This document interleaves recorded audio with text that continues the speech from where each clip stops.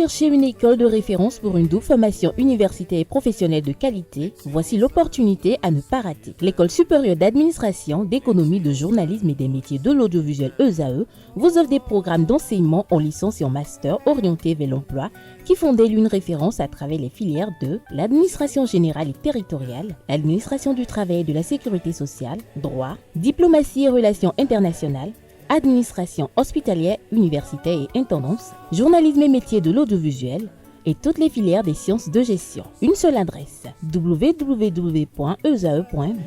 Rendez-vous dès maintenant sur nos campus ESAE Bedjromende au numéro 90 93 65 21 ou au numéro 98 98 14 00. Paracourt sur le numéro 52 46 12 12. Aboumé-Calavi au numéro 52 88 44 44. Akpaka au numéro 52 88 33 33. ESAE, l'excellence à un nom.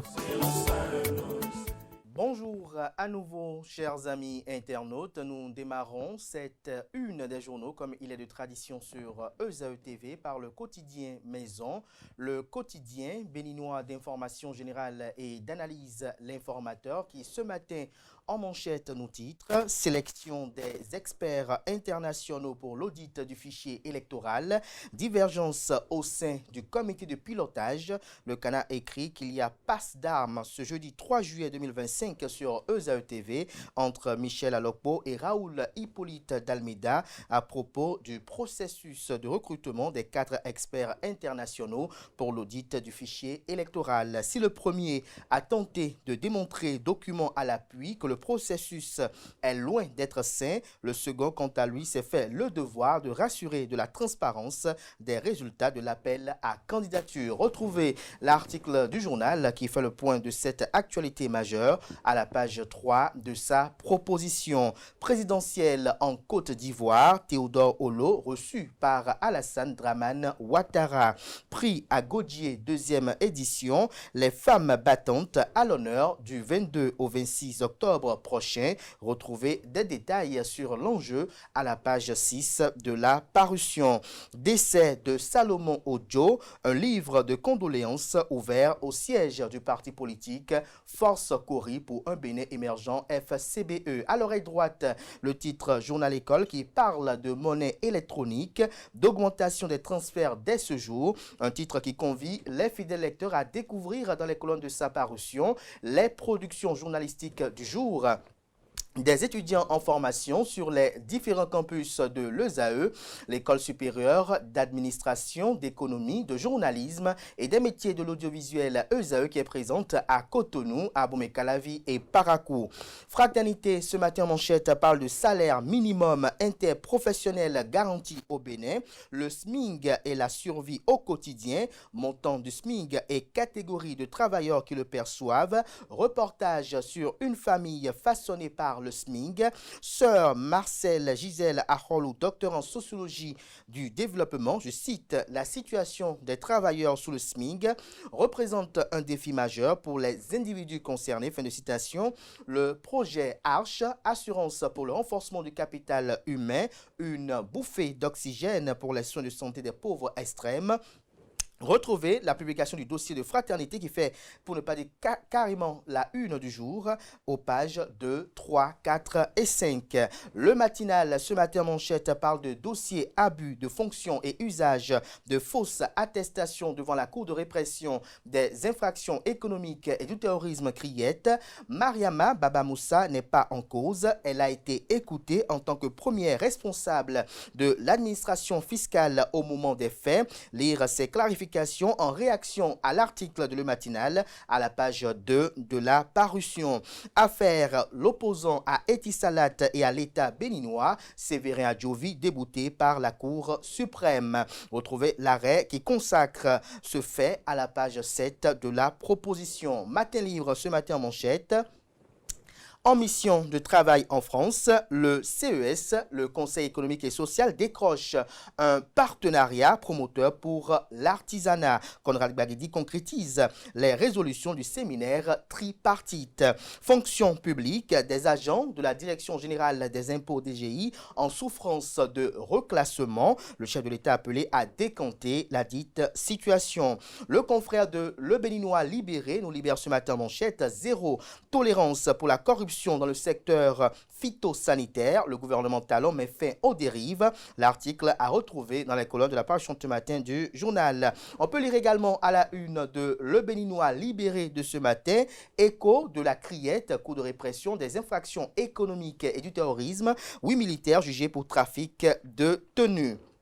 Le potentiel ce matin en manchette parle de présumé fait de mauvaise gestion des dossiers au commissariat de Paouian. Le commissaire Josué Sossou, nez à nez avec des sanctions administratives et pénales. L'inspection technique de la police opère une descente au commissariat de Paouian. Le commissaire et le comptable de l'unité convoqués à la direction générale de la police républicaine. L'enquête déclenchée grâce au travail d'investigation de Le Potentiel se réjouit. Le Canard, retrouvé tout sur le fruit des investigations saluées ce matin à la page 3 de la livraison. Le Potentiel a également pour titre ce matin à sa une, transfert d'argent, mobile money au Bénin, MTN des tarifs ruineux, du mépris pour les abonnés, ça grogne le pouvoir d'achat faible encore érodé, au nom de la portabilité, choisir des réseaux concurrents pour répondre à l'affront. De quoi parle le Canard? Élément de réponse dans les colonnes de sa proposition.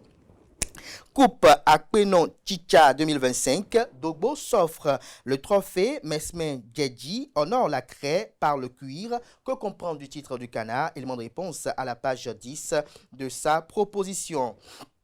Nous découvrons à présent l'hebdomadaire catholique paraissant à Cotonou, notamment la Croix du Bénin, qui cette semaine titre en manchette « Archidiocèse de Cotonou, son 10 ans de la paroisse Saint-Jean-Baptiste ».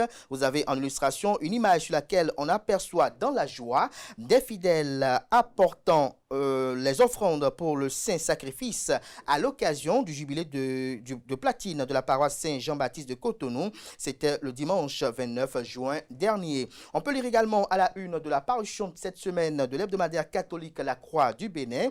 Bras de fer Rwanda, République démocratique du Congo, un accord de paix au goût d'intérêt économique américain. L'article en phase avec ce titre est à lire à la page 3. Clôture de l'année pastorale à Kandy sous le signe du dialogue interreligieux. Session pastorale du diocèse de Lokossa, une église famille en marche vers une filiation authentique. Partage, on peut lire également. À la une de la parution de cette semaine, il est possible d'être des prêtres heureux. C'est un extrait du discours du pape Léon XIV à l'occasion du jubilé des prêtres à Rome. L'article qui renseigne sur ses propos et leur analyse pour être plus précis à la page 10 de la livraison de cette semaine. Le premier quotidien économique du Bénin, l'économiste ce matin en manchette, nous parle de supervision bancaire et de stabilité financière. L'intelligence artificielle nouvelle vigie des risques systémiques. L'article en page 3 de la livraison. 4e conférence internationale sur le financement du développement, le Bénin pour un financement international plus équitable. Bénin intelligent, autonomisation des femmes, souhaite plus s'élargir à de nouveaux pays. Les résultats du projet initial concluant. En illustration, on a une image sur laquelle on aperçoit la ministre des Affaires sociales et de la microfinance, Véronique Toinfodé. Le Canard écrit noir sur blanc que des experts du comité régional de pilotage du projet SWID Plus ont pris part le mercredi 2 juillet dernier au lancement des travaux entrant dans le cadre de la 8e session du comité régional. Il s'agit là d'un rendez-vous qui marque le début d'une nouvelle phase du projet désormais élargi à de nouveaux pays. On lit à présent la une de Le Matin, Festival des masques à Porto Novo. Tout sur le programme des animations des places les 2 et 3 août prochains. Académie nationale des sciences, arts et lettres du Bénin, état des lieux de l'impact des technologies émergentes pour une agriculture durable. Nord-Sud Quotidien ce matin en manchette parle de santé reproductive, éducation et insertion socio-économique des filles. Swede Plus pour de nouveaux défis. Alerte, Adissat Ouourou, recherché par sa famille. Retrouvez des détails sur le SOS à la page 2 de la proposition. Les 4 vérités à présent. Société béninoise d'énergie électrique, la SB2E, effectue la géolocalisation des compteurs. Les avantages vous sont présentés à la page 5. Éradication des sachets plastiques.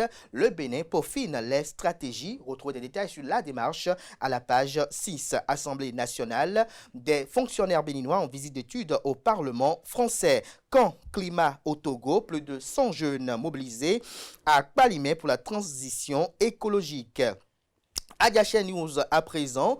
Auto-saisine dans le dossier de détournement présumé de milliards destinés à l'accès à l'eau et à l'électricité à Parakou. Un texte grandeur nature pour le HCPC et Jacques Migan. Le HCPC n'a pas le droit à l'erreur. Une opinion de Max Gaspard Adjamossou qui est à Djamossi, autant pour moi, qui est relayé dans les colonnes de la page du matin du Canard. On passe à présent à La Guérite, décès de Christophe Diossou, Chamzine Badarou sous le choc.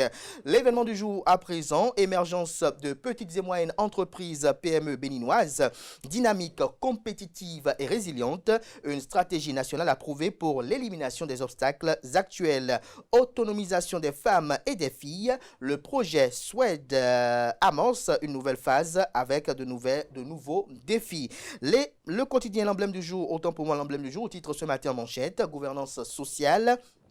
Antoine Bonou aux commandes de la CNSS. Retrouvez des détails à la page 3. On lit à présent la une du quotidien Le Pays émergent. Activisme politique en vue des élections générales de 2026.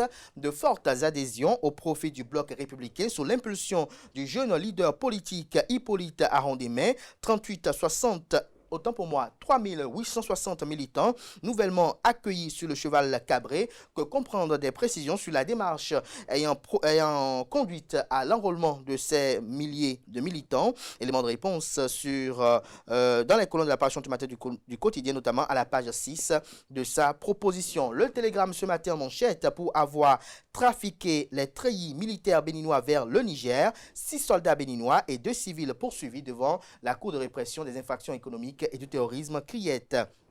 Grave propos de l'ex-ministre de l'Énergie, de l'Eau et des Mines, Paulin Akponan. Le Haut Commissariat à la prévention de la corruption crée une commission spéciale de vérification. En illustration, le Haut Commissaire Jacques Migan. Décédé des suites d'une courte maladie, le commissaire de police Mathieu Bediga, inhumé ce samedi, nous apprend la une de ce matin du journal. Le grand jury ce matin à sa une. Mobilisation tous azimuts pour les élections générales de 2026. Encore 3860 militants amenés par Hippolyte Arondemais à mouiller le maillot pour le parti politique Bloc républicain. Insalubrité à Abomey. Goro, la plus grande place publique abandonnée, se questionne le Canard. Face à l'ampleur des saletés, les usagers appellent à des solutions rapides. Le routier à présent, titre à sa une. Urbanisation de la ville d'Abomey-Calavi, le maire Angelo Arwandino se prononce sur la lenteur des travaux et de lotissement. Le confrère de Soleil Bénin Info ce matin en manchette. Ministère de l'Agriculture, Patrice Talon bouche un autre circuit de mangement des fonctionnaires étatiques.